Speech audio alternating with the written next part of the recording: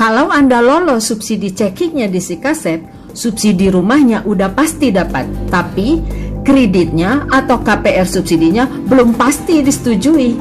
Kenapa? Ya, karena memang beda barangnya. Subsidi rumah memang bukan KPR rumah.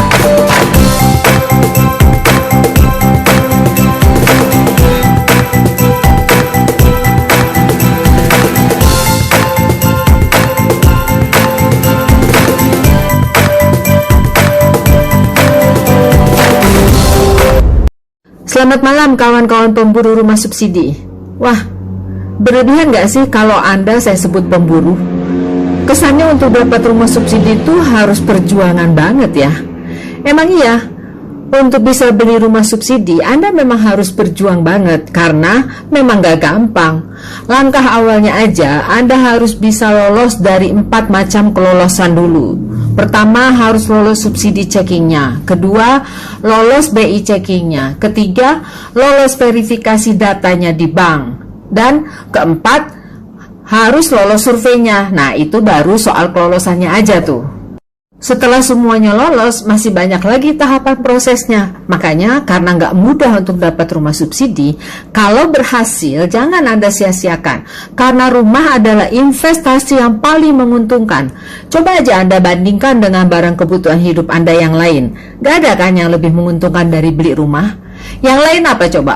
Perabot rumah, lemari, meja kursi tamu, tempat tidur, TV, kulkas, motor, mobil. Semuanya setelah dibeli terus dipakai semakin lama semakin jelek dan kalau mau dijual lagi harganya turun. Semakin lama Anda pakai harganya juga semakin turun. Beda dengan rumah. Kalau rumah semakin lama Anda pakai harganya semakin naik.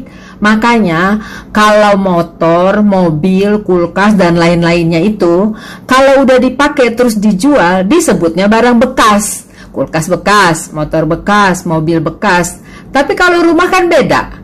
Udah Anda pakai 10 tahun pun kalau dijual nggak disebut rumah bekas, bener nggak?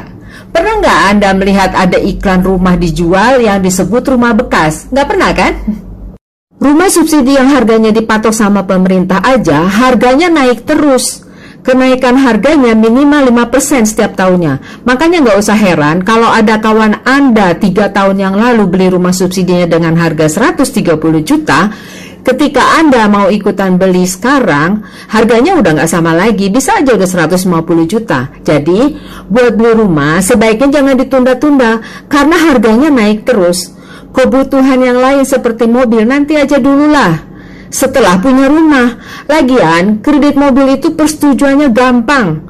Kalau Anda sudah punya rumah walaupun kredit, terus Anda mengajukan kredit mobil, malah tambah disetujui karena dinilai hidup Anda sudah mapan, sudah punya rumah.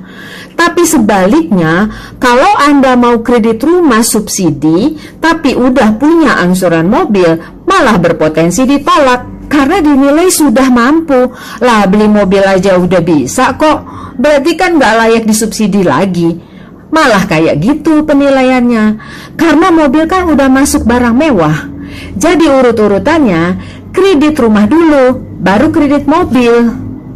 Itu kalau memang Anda mau kredit rumah subsidi ya. Beda kalau Anda memang udah banyak duit mau kredit rumah yang komersil, nggak ada masalah. Sebelum kita lanjut, pahami dulu bahwa rumah subsidi itu barangnya ada 3 macam, yaitu rumah subsidinya, subsidi rumahnya, dan KPR subsidinya. Ketiganya harus ada di tangan Anda dulu, sebab kalau rumah subsidinya sudah ada tapi subsidinya nggak dapet, nggak jadi rumah subsidi, jadi rumah komersil karena nggak ada subsidinya. Rumah subsidinya ada, subsidinya dapat, tapi kreditnya nggak disetujui, nggak jadi rumah subsidi juga.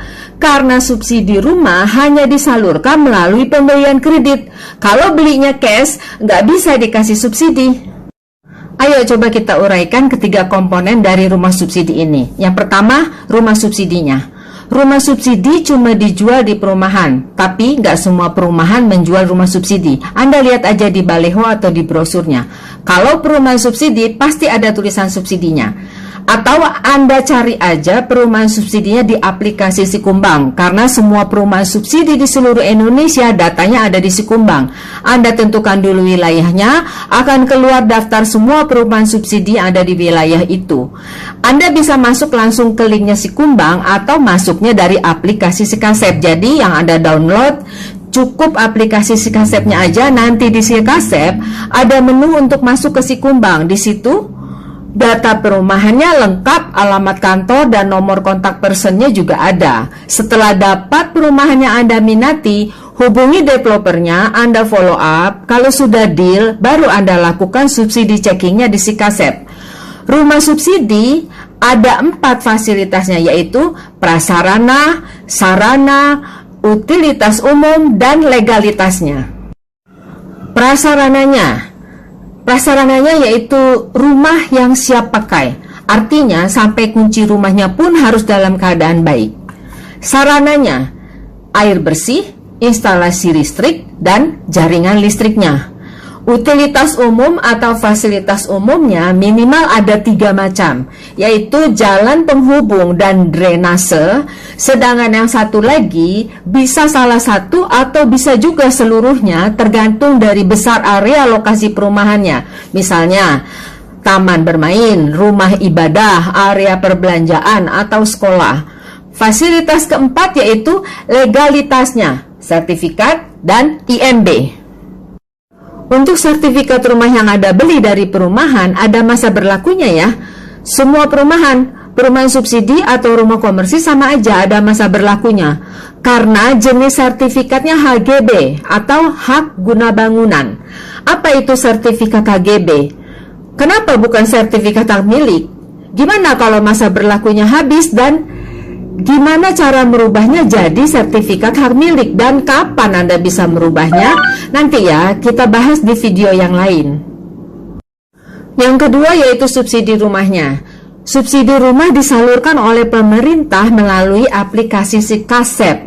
Subsidi rumah penyalurannya dianggarkan dan dibatasi dengan kuota setiap tahunnya. Jumlah kuota yang dianggarkan untuk tahun depan tergantung dari berapa banyaknya permintaan yang masuk ke dalam Sikasep di tahun ini. Jadi semakin banyak yang memohon di Sikasep, akan semakin banyak juga kuota yang diberikan pada tahun berikutnya. Makanya penting banget kalau Anda butuh rumah untuk segera mendaftarkan diri Anda di Sikasep supaya Anda nggak kehabisan kuota. Karena setiap tahun ceritanya selalu sama dan berulang. Kalau sudah mau akhir tahun, Bank BTN selalu aja kehabisan kuota. Tahun ini, tahun 2021, di bulan September kuota FLPP sudah habis, dan di bulan November BP2BT juga habis. Subsidi rumah ini dikasih gratis sama pemerintah. Maksudnya, kalau Anda lolos subsidi checkingnya di Sikasep, ya Anda sudah pasti dapat subsidinya. Sebaliknya, kalau Anda nggak lolos, Anda mau bayar pun nggak bisa, karena memang gratis, nggak ada yang jual. Apa aja syaratnya supaya bisa dapat subsidi? Gimana cara daftarnya di Sikasep dan gimana cara mengolah data Anda di Sikasep? Sudah saya jelaskan di video saya sebelumnya, yaitu di Jendela Rumahmu episode 3. Linknya juga bisa Anda klik di deskripsi video ini. Anda bisa simak penjelasannya. Yang ketiga, KPR subsidinya. Nah, di sini yang banyak harus lolosnya. Pertama, harus lolos BI checking. Gimana cara ngecek BI checking kita? Gimana cara menjaga kredibilitas BI checking kita? Apa yang menyebabkan blacklist BI checking, dan gimana cara menghapus ID historis blacklist BI checking di Slick OJK kita? Nanti kita bahas secara khusus di video yang lain. Setelah lolos BI checking, harus lolos verifikasi data. Jadi, berkas yang Anda serahkan diperiksa dulu. Masih ada kekurangan apa enggak? KTP dan NPWP-nya valid apa enggak? Dokumen-dokumen pentingnya sah apa enggak? Kalau sudah lolos verifikasi datanya, satu lagi, harus lolos OTS-nya. OTS adalah singkatan dari on the spot. Jadi, OTS ini adalah survei fisik untuk memastikan apakah yang Anda isi di formulir memang sesuai dan apa yang Anda katakan tentang diri Anda, tentang pekerjaan Anda, dan tentang penghasilan Anda memang benar terbukti sesuai angkanya. Gimana dan apa aja yang harus Anda kondisikan agar bisa lolos surveinya? Nanti kita bahas juga di video berikutnya. Setelah semua lolos, permohonan kredit Anda baru bisa dilanjutkan prosesnya, yaitu dianalisa oleh petugas analis. Analis akan menganalisa data yang Anda serahkan dan hasil OTS-nya, lalu menerbitkan keputusannya berupa surat penegasan persetujuan penyediaan kreditnya atau yang biasa disebut SP3K. SP3K ini bukan persetujuan kredit, tapi cuma surat penegasan untuk menegaskan pengajuan Anda itu disetujui atau ditolak. Ditolak orang bank biasa menyebutnya di-reject. Kalau disetujui, nilai kredit yang dikasih juga keluar di SP3K. Nilai kredit yang diputuskan di SP3K tergantung dari dua unsur, yaitu dari berapa kemampuan membayar Anda dan dari berapa nilai harga rumahnya. Kemampuan bayar Anda, cara ngitungnya tuh rumit. Tapi biar gampang, ngitungnya begini aja. Sisa penghasilan bersih Anda dibagi 3, gitu aja. Yang dimaksud sisa penghasilan bersih adalah penghasilan Anda dikurangi dulu dengan beban-beban angsuran hutang Anda, kalau Anda punya hutang. Setelah itu, baru dibagi 3. Itulah yang dinilai sebagai kemampuan bayar Anda. Misalnya penghasilan Anda 6 juta, kewajiban hutang-hutang Anda di bank lain misalnya 3 juta, dikurangi dulu, jadi sisanya kan 3 juta. 3 juta dibagi 3. Kemampuan bayar Anda jadi dinilai 1 juta per bulannya. Nilai persetujuan kredit Anda belum tentu full nilainya seperti yang diperhitungkan oleh developernya pada awal Anda mengajukan, karena masih tergantung lagi pada kemampuan bayar Anda. Misalnya harga rumahnya 130 juta, kalau yang skema subsidinya FLPP, developernya pasti ngitung kayak gini. 130 juta DP yang Anda harus bayar minimal 5%, yaitu 6,5 juta, ditambah subsidi bantuan uang mukanya 4 juta. Jadi kalau KPR-nya disetujui full, seharusnya 119.500.000 rupiah. Berapa angsurannya tergantung juga dari berapa lama tenornya. Kalau 20 tahun, angsurannya jadi 996.700.000 rupiah per bulannya. Jadi, kalau sisa penghasilan bersih Anda tadi 3 juta dibagi 3 sama dengan 1 juta, cukup kan untuk mengangsur 996.700 rupiah. Jadi, seharusnya nilai SP3K Anda full disetujuinya, yaitu 119,5 juta. Tapi kalau ternyata nggak disetujui full, misalnya disetujuinya cuma 115 juta misalnya, kan bayaran rumah ke developernya yang seharusnya 119,5 juta itu jadi kurang 4,5 juta. Kalau begini, Anda jadi harus nambah DP lagi 4,5 juta. Kalau Anda merasa kemampuan bayar Anda 1 juta, harusnya full dong dapatnya. Kalau full kan jadi nggak harus nambah DP lagi.